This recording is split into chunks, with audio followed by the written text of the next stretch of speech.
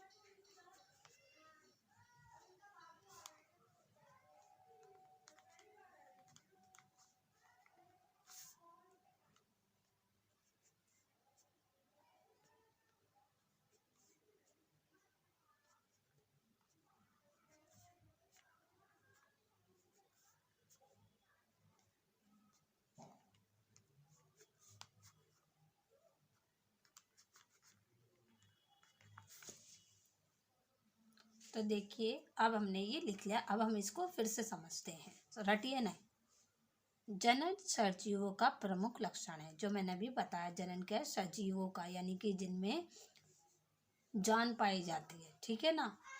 जनन जीवों का प्रमुख लक्षण है। जनन के द्वारा ही कोई भी प्रजाति अपने आप को पीढ़ी दर पीढ़ी बनाए रखती है, यानी कि उसका वंश बढ़ता रहता है पीढ़ी दर पीढ़ी। यानी कि जैसे हमारे मम्मी पापा हैं तो क्या है, उनके बच्चे हैं, फिर उनके बच्चे होंगे, ये होता है पीढ़ी दर पीढ़ी। ठीक है। किसी भी प्रजाति का अस्तित्व सदियों से बना रहना जनन के द्वारा ही संभव है। कोई भी प्रजाति हो, चाहे वो जानवर हो चाहे वो मनुष्य हो, अगर उनमें जनन होगा तभी उनकी पीढ़ी क्या है आगे तक बनी रहेगी। अगर जनन नहीं होगा तो उनके जो अस्तित्व है वो क्या हो जाएगा, विलुप्त हो जाएगा, यानी कि खत्म हो जाएगा। इसीलिए जनन जीवों के लिए एक अनिवार्य क्रिया है।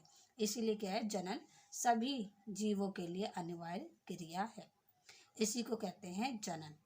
आई होप आपको वीडियो समझ में आई होगी। अगर पसंद आई तो प्लीज़ चैनल को सब्सक्राइब कर ले और बेल आइकन जरूर दबाएं ऐसे आने वाली वीडियोस के लिए। Thank you. अब हम नेक्स्ट वीडियो में मिलेंगे।